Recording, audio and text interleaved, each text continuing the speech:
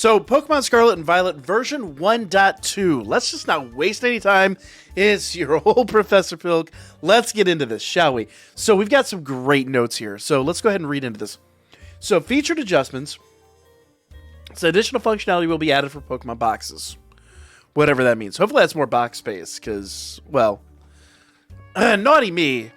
I've run out of space, but that's because I breed so much.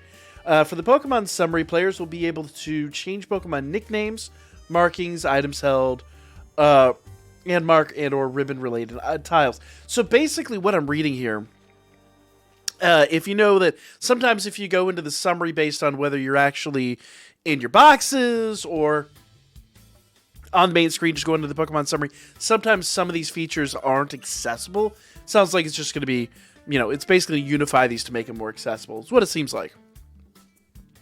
Players will be able to swap out held items by pressing Y button when in the held items view. I don't know why that wasn't the case, but definitely a good strategy here. Players will be able to select all boxes while moving Pokemon or items in the party and boxes view and held items view. Once again, common sense solutions. When the battle team view, Pokemon in your boxes that are assigned to Battle Team will now have their icons displayed in a darker hue. So in other words, everything here is just about visibility and about access. Everything seems to be about incorporating ways to just improve the user interface, which is really nice. Like this is a really solid update that a lot of these that I think are going to be really, really good. Now, one of the biggest things here, bug fixes. And let's not beat around the bush. The game's had its fair share of bugs. I don't think it's been unplayable. Some people made that assertion early on. I don't think we've ever been in that situation, but let's look at bug fixes. So, Tera Raid battles. This is one of the biggest ones, okay? A bug that can prevent an opposing Tera Pokemon's HP gauge from properly reflecting damage done by certain moves. Looking at you play rough. So essentially, if you used a zoom roll for the Charizard raid, remember, like, we could hit him with, insane damage, and the whole gauge would just tank, right? But then it would just spontaneously pop right back up. It was extremely annoying.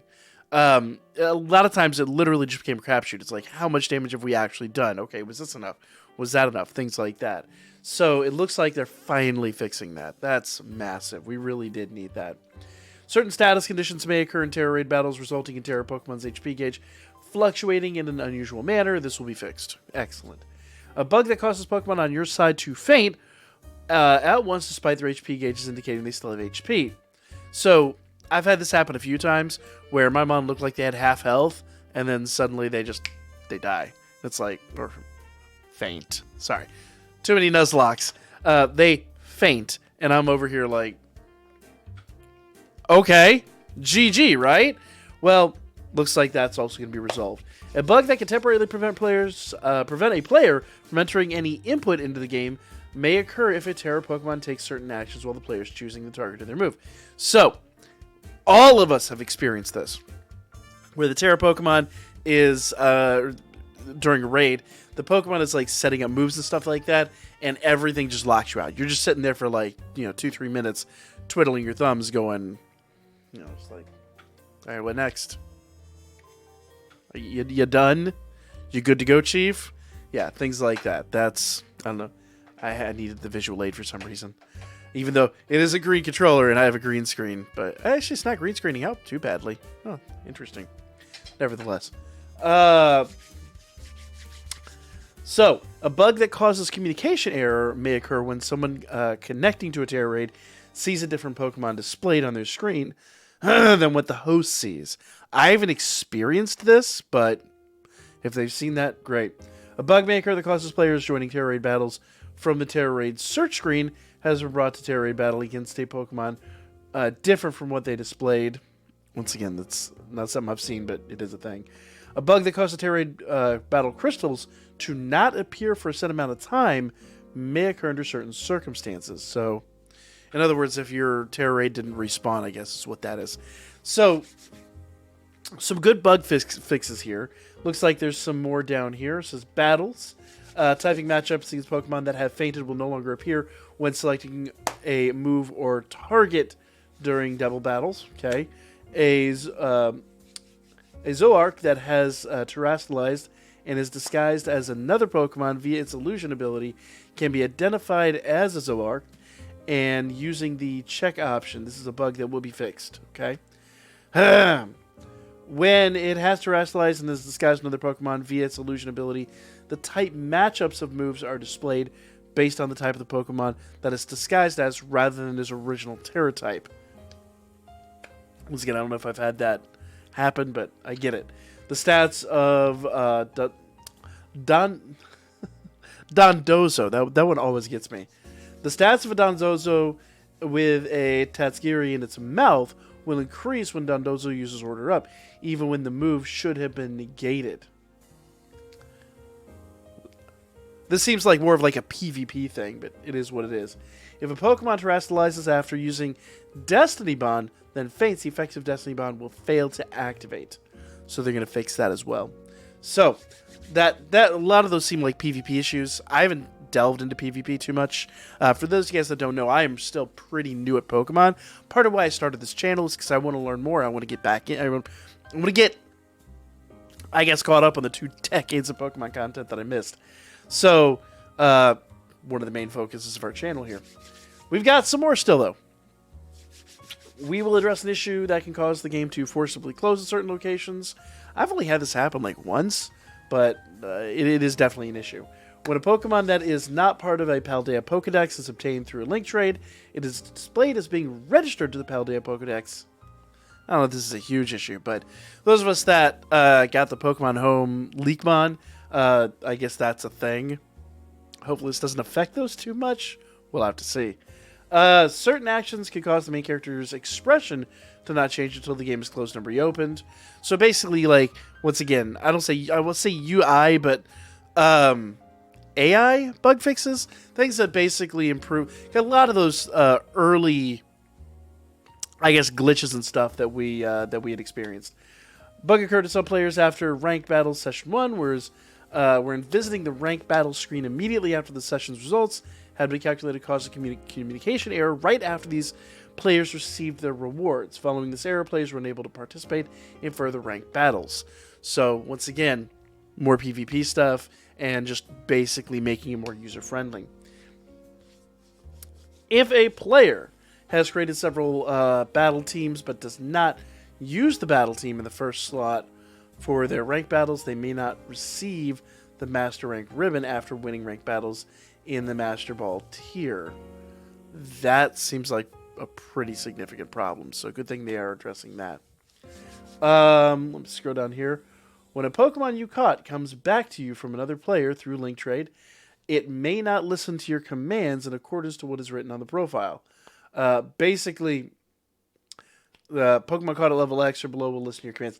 So in other words, basically it nullifies the friendship level is essentially what that is saying, more or less. That's going to be fixed. It seems, at least that's what my takeaway for that is, like oversimplifying it. A bug is preventing the Pokedex from displaying additional entries, such as entries for shiny Pokemon, or Pokemon that were received through surprise trades from players that play in a different language. So in other words, basically improving your wonder trading Pokedex entries. Objects such as Pokeballs may be displayed in certain locations of the field unintentionally. Okay. I don't think it's the biggest issue, but it is what it is. Passersby will no longer be displayed during certain battles. This is great. That'll actually improve the... Because, sometimes when you get into battle in a town, and the player and the NPC can just, walk through the middle of your battle, it's a bit weird. Let's be honest. It's a bit weird. It's not groundbreaking, but it can cause system slowdowns and things like that. We'll get to that in a moment. I've got a whole section just on that alone. Finally, other selected bug fixes will be implemented. Okay, they're pretty vague about that one. So, a lot of really good bug fixes here. The one thing I've heard people complaining, though, is they're saying that this isn't addressing, the biggest issues. I.e., the frame rate issues and stuff like that, the performance issues. And I'm going to be really frank with you guys. A lot of that is hardware related. And I know a lot of people are like, oh, it's a cop out. Remember, the Nintendo Switch is... We're not dealing with like a PlayStation 4 or 5 or Xbox or whatever. Like, those are all based off of PC hardware.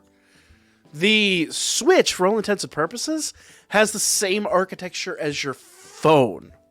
It is, for all intents and purposes, a phone or a tablet. So because of that, it's running... I say way lighter, but it's not going to have the same graphical capabilities as something like a PlayStation 4 or PlayStation 5. Very simply put. Now, this is where I'm going to kind of get into... I will call this the speculation zone. Personal speculation, but if you remember a few years back when we had that big Nintendo Direct and they released the OLED Nintendo Switch, there was a lot of grumblings about a Switch Pro coming out. And a lot of those types of rumors don't come from nowhere. It's not just something somebody made up one day. And I think this game is evidence enough. I'll say evidence that Nintendo likely had something else in the works. And if you really think about it, if you really think about that time, it was in the pandemic, everyone was hurting financially. If Nintendo had dropped a an update to the Switch that gave it the kind of graphical capabilities that would bring it into the modern era, or at least modern enough to play a game like this, you're really talking about a Nintendo Switch that's going to cost about the same as a base level PlayStation 5 or Xbox Series, probably more expensive than even the Series S. So it's not a rational decision to launch a product that you flat out know is going to fail, especially when, at the time we had supply chain issues, and once again, people were hurting. There were, many countries were still in lockdown. It was simply not a good time to do that. So likely what happened was Nintendo said, well, we've got this Nintendo Direct, we've got to do something. OLED screen, go. And, it's at least something. But I think it's a pretty reasonable and rational argument to say this game was clearly not tested on the same hardware that you and I are playing on. Very clearly. Because there's no way they would have released it. And Game Freak arguably have been working on this for a long time. And a lot of people can argue, but Legends Arceus looks gorgeous and it works fine. Yes, but Legends Arceus is spawning 10% of the Pokemon at any given time that this game is. And Legends Arceus is like not true and proper open world. It's populating all these Pokemon in a small region. And once again, there's a smaller number of Pokemon. So Legends Arceus is absolutely not a one-to-one, an apples-to-apples comparison. I think there's a distinct argument here that other hardware was tested, and they had to make do with what they had to make do with. I don't think it's broken the game. I don't think it's made it unplayable. But the reality is, I don't ever see them being able to fix it, short of just nerfing the graphics, and that's going to make players pretty upset too. So, unfortunately, I would say basically for the duration of the Switch's lifespan, this game is likely going to be kind of behind the times. Whatever replaces the Switch later on down the road, probably before too terribly long, I wouldn't be shocked. Then we'll probably be able to play it the way it was intended to be played. But until then, your frame rate issues, some of the graphical glitches and things like that, they're likely just to be part of life. But anyway, that's personal speculation. We're going to get out of the speculation zone. We're going to get back to the cold hard facts. Version 1.2 is dropping later on in the month. I've heard the 28th. I've heard the 20th. We don't know specifically, but towards the end of the month, this version will be available. You will... You should update to this. It's going to be a really... And you won't be able to do any of your online play. You won't be able to do your circle or PvP or any of that stuff until you do the update. So you really, really, really do want to do this. And frankly, this is a really good step in the right direction. It shows that Game Freak is paying attention. They are aware of issues, and they're addressing things as they are able to. So hopefully we get some more here in the near future. But for now, like, comment, share. Those are the updates that are coming, and I will catch you guys on the next Pokemon Scarlet and Violet video. Stay tuned for that.